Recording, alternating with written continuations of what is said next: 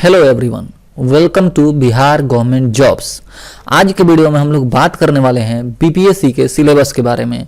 BPSC के syllabus में हम लोग कवर करेंगे प्रीलिम्स के सिलेबस को, मेंस के सिलेबस को, और इसमें जो इंटरव्यू होता है उसको लेकर बात करेंगे, ऑप्शनल को के सिलेबस को लेकर बात करेंगे। साथ ही इसमें बात करेंगे हम लोग कि आप कैसे ऑनलाइन आवेदन कर सकते हैं, इसके लिए एलिजिबिलिटी क्राइटेरिया क्या है, एज लिमिट क्या है, और कौन जो है वो योग्य है इसको अप्लाई करने के लिए। कहने का अर्थ ये है कि एजुकेशनल क्वालिफिकेशन क्या मांगता है, कौन से पोस्ट हैं, इन सारे पॉइंट पे डिस्कस करेंगे वन बाय वन। तो चलिए वीडियो को शुरू करते हैं और देखते हैं इन सारे पॉइंट्स को। तो वीडियो के सीरीज में हम लोग सबसे पहले बात करने वाले हैं इसके प्रीलिम्स के सिलेबस को लेकर के। तो ये पोस्ट अगर आप पढ़ना चाहते हैं तो बिहार गवर्नमेंट जॉब्स की वेबसाइट का लिंक मैं आपको दे दूंगा, उस पर आकर के आप आसानी से पढ़ सकते हैं। तो चलिए शुरू करते हैं वीडियो को और देखते हैं इसके प्रीलिम्स के सिलेबस को। आपको अगर इसका पीडीएफ डाउनलोड करना है तो टेलीग्राम का लिंक नीचे दिया हुआ है, आप उस पर ज्वाइन कर लीजिए। पीडीएफ वहाँ पे आपको अवेलेबल करा दिया जाएगा। ओके, तो बिहार लोक सेवा आयोग जो एग्ज़ाम लेता है फ्रेंड्स, उसमें हमारा जो प्रीलिम्स का सिलेबस आता है उसमें एक सामान्य अध्ययन का एग्ज़ाम होता है। एक पेपर आपका होगा सामान्य अध्ययन का। कितने अंकों के लिए होगा? तो 150 अंकों के लिए होगा और इसमें 2 घंटे का समय दिया जाएगा। ये प्रीलिम्स का एक टेस्ट है और इससे ये महज जांच परीक्षा होती है। इसमें उम्मीदवार के एबिलिटी को जांचा जाता है ताकि वो मुख्य परीक्षा में शामिल हो सके। तो प्रारंभिक परीक्षा का यही मापदंड है कि एक सामान्य अध्ययन का पेपर होगा। अब देखिए इसको लेकर के कुछ महत्वपूर्ण पॉइंट्स हैं जिनको आप देख सकते हैं। तो पहला पॉइंट है फ्रेंड्स कि परीक्षा की अवधि 2 घंटे की है। जैसा कि आप जानते हैं 150 अंकों के लिए एग्ज़ाम होने वाला है और जो प्रश्न पत्र होंगे वो हिंदी एवं अंग्रेजी दोनों भाषाओं में अवेलेबल हो जाएंगे आपको। सामान्य अध्ययन के जो क्वेश्चन पूछे जाएंगे वो सारे ऑब्जेक्टिव टाइप होंगे, बहुविकल्पीय प्रकार के होंगे। किसी भी इलेक्ट्रॉनिक उपकरण का उपयोग इसमें वर्जित होगा। आयोग के द्वारा प्रारंभिक परीक्षा महज जांच परीक्षा होगी। यहाँ पे थोड़ा सा टाइपिंग मिस्टेक है, ये एक जांच परीक्षा है। प्रारंभिक परीक्षा में प्राप्त जो भी अंक हैं उन्हें मुख्य परीक्षा में प्राप्त अंकों के साथ नहीं जोड़ा जाएगा। तो बहुत सारे लोगों को डाउट रहता है कि प्रारंभिक परीक्षा में जो हमें मार्क्स मिलेंगे वो मुख्य परीक्षा में जोड़ा जाएगा या नहीं। तो ये नहीं जुड़ता है दोस्तों। ओके, अब जो है नेक्स्ट पॉइंट हम लोग देख लेते हैं। हालांकि इस परीक्षा में उत्तीर्ण करना अनिवार्य है, मतलब ये प्रारंभिक परीक्षा का मार्क्स जो है वो मुख्य परीक्षा में जोड़ा नहीं जाएगा, परंतु इसमें पास करना अनिवार्य है। परीक्षा में उत्तीर्ण होने के लिए आयोग द्वारा निर्धारित न्यूनतम अर्हता अंक प्राप्त करने होंगे। आपको एक न्यूनतम जो है वो अंक प्राप्त करने होते हैं, जो आयोग निर्णय लेता है कि किस अंक पे कट ऑफ आएगा। प्रारंभिक परीक्षा में चुने जाने वाले जो भी उम्मीदवारों की संख्या होगी वो कुल रिक्तियों की 10 गुनी ली जाएगी। अगर 1000 वैकेंसी है तो उसके लिए फ्रेंड्स 10,000 लोगों को रिजल्ट दिया जाएगा। बिहार लोक सेवा आयोग के अनुसार प्रारंभिक परीक्षा में प्राप्त अंकों को जोड़ की शुद्धता जांच करने तथा इसके प्राप्तांक निर्गत कराने के लिए कोई प्रावधान नहीं है। जैसे कि हम लोग जो भी एग्ज़ाम देते हैं, अगर इसका मेंस हम लिखते हैं और हम चाह रहे हैं कि इसके हम अंकों को देखना कि हम कैसे इसमें परफॉर्म किए हैं, तो हमें अवेलेबल करा दिया जाता है। लेकिन ये एक जांच परीक्षा है, इसके अंकों को आपको निर्गत कराने के लिए आयोग कोई भी प्रावधान नहीं करता है। तो इस बात का ध्यान रखना है। आगे बढ़ते हैं। तो जो बीपीएससी का प्रीलिम्स का सिलेबस है वो प्रारंभिक परीक्षा के कुछ सब्जेक्ट हैं जिनसे सवाल पूछे जाते हैं। तो इन सब्जेक्ट को देख लेते हैं हम एक बार। तो सामान्य अध्ययन का जो पेपर होता है, ऐसे तो कहने का है कि एक सामान्य अध्ययन का पेपर होता है 150 अंकों का, जो 2 घंटे का समय दिया जाएगा। लेकिन ये 150 अंकों के जो प्रश्न आएंगे वो कौन से सब्जेक्ट से आएंगे इसको देख लेते हैं एक बार। तो इतिहास का सब्जेक्ट होगा, बहुत ही वास्ट सिलेबस है इतिहास का। तो इसमें आपको जो अध्ययन करना है प्राचीन भारत, मध्यकालीन और आधुनिक भारत का इतिहास अध्ययन कर सकते हैं। और मुख्य रूप से जो है वो आधुनिक भारत तथा भारतीय इतिहास में जो स्वतंत्रता संग्राम हुए हैं उनसे रिलेटेड बहुत ही ज़्यादा क्वेश्चन पूछे जाएंगे। और जो भी आप इतिहास का अध्ययन करेंगे कोशिश की करना है कि बिहार के संदर्भ में करें, और इससे आपको बहुत अधिक बेनिफिट देखने को मिलेगा। क्योंकि ये बिहार लोक सेवा आयोग के द्वारा आयोजित है, तो वो आयोग चाहता है कि आप में भारत के इतिहास का बिहार के संदर्भ में जानकारी होना जरूरी है। तो इस बात का आपको ध्यान रखना है। नेक्स्ट पॉइंट है समसामयिक घटनाएं। जैसा कि हम लोग करंट अफेयर्स का स्टडी करते हैं, तो करंट अफेयर्स में भी आपको विशेष करके ध्यान रखना है कि जो भी राष्ट्रीय अंतर्राष्ट्रीय महत्व की समसामयिक घटनाएं हो रही हैं उनका बिहार पे क्या प्रभाव हो सकता है, इसका आपको विशेष ध्यान रखना है। और उससे निपटने में हमारी क्या योगदान हो सकता है, या कोई भी अगर समस्या क्रिएट हो रहा है तो उसका बिहार पे क्या प्रभाव पड़ेगा, बिहार उससे कैसे उबर सकता है, इन सब चीज़ों को थोड़ा सा आपको अध्ययन करना है। भूगोल में आप देख सकते हैं भारत तथा बिहार के भूगोल पर विशेष ध्यान दिया जाएगा। भारत तथा बिहार के भूगोल देश के सामाजिक तथा आर्थिक भूगोल से संबंधित प्रश्न, जो भारत और बिहार का भूगोल होगा वो कैसे, जैसे कहने का मतलब है कि जो भारत का भूगोल है उसके सामाजिक, आर्थिक और राजनीतिक जो भूगोल होंगे उसको बिहार के संदर्भ में आपको अध्ययन करना होगा।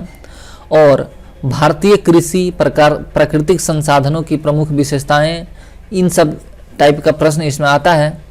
जलवायु से संबंधित प्रश्न पूछे जाएंगे। भारत की मिट्टियाँ, भारत की नदियाँ और ख़ास करके बिहार के संदर्भ में इनको देखना बहुत ही ज़रूरी है, क्योंकि आयोग बार बार ये बात लिखे हुए है अपने सिलेबस में, जिसका PDF आपको नीचे उपलब्ध कराया जा रहा है, तो आप उसको देख सकते हैं, डाउनलोड कर सकते हैं।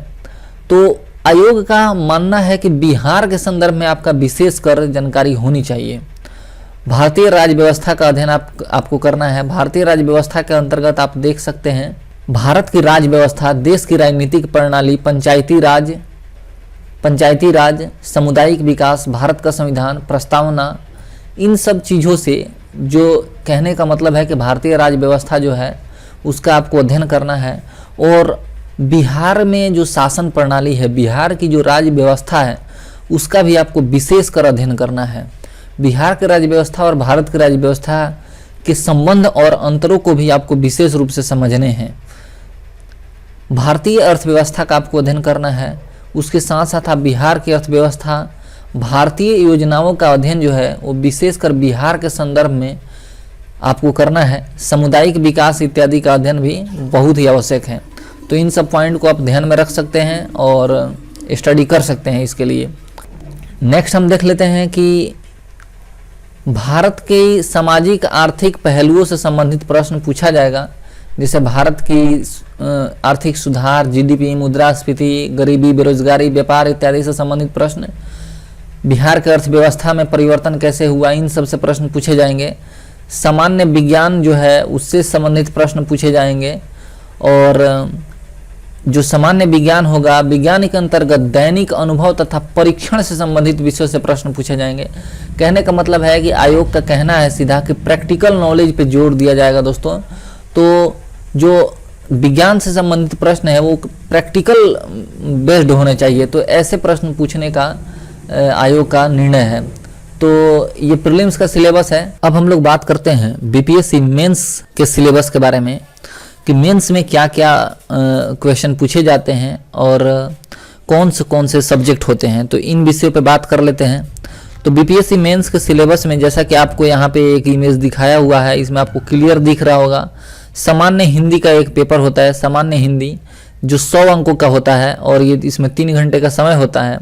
सामान्य अध्ययन का पत्र 1, जो पेपर 1 होता है सामान्य अध्ययन का, GS पेपर 1 जो होता है वो 300 अंकों का होता है। यहाँ पे आपको ध्यान देने वाली बात है, हिंदी का जो पेपर होगा वो 100 अंकों का होगा, जबकि GS पेपर 1 जो होगा वो 300 अंकों का होगा। समय दोनों में समान है, कहने का अर्थ तीनों एग्जाम जो होंगे, पेपर 1 पेपर 2, सब में 3 घंटे का समय दिया जाएगा और 300 मार्क्स का पेपर 1 होगा, 300 मार्क्स का पेपर 2 होगा, जबकि हिंदी का पेपर जो होगा वो 100 अंकों का होगा। तो ये आपको ध्यान देना है। अब यहाँ पे कुछ पॉइंट है जो आयोग के द्वारा दिया गया है, सामान्य हिंदी में 30% अंक प्राप्त करना अनिवार्य होगा। यहाँ पे आपको ध्यान देना है कि आपको हिंदी में 30% अंक लाना अनिवार्य है, 30% आपको आना चाहिए। किंतु जो मेरिट लिस्ट बनेगा उसमें इसकी गणना नहीं की जाएगी। मतलब 30% लाना है, that is only to pass the examination. आपको एग्ज़ाम पास करने के लिए 30% मार्क्स लाना अनिवार्य है, बट मेरिट लिस्ट में it will not be added. ये आपको ध्यान रखना है। ऐच्छिक विषयों का मानक लगभग वही होगा जो पटना विश्वविद्यालय के 3 वर्षीय ऑनर्स परीक्षा का होगा। आयोग की टिप्पणी है कि जो ऐच्छिक विषय आप लेंगे, जो ऑप्शनल सब्जेक्ट आप लेंगे, उसका स्टैंडर्ड जो होगा वो पटना विश्वविद्यालय के 3 इयर्स ऑनर्स पेपर का स्टैंडर्ड होगा।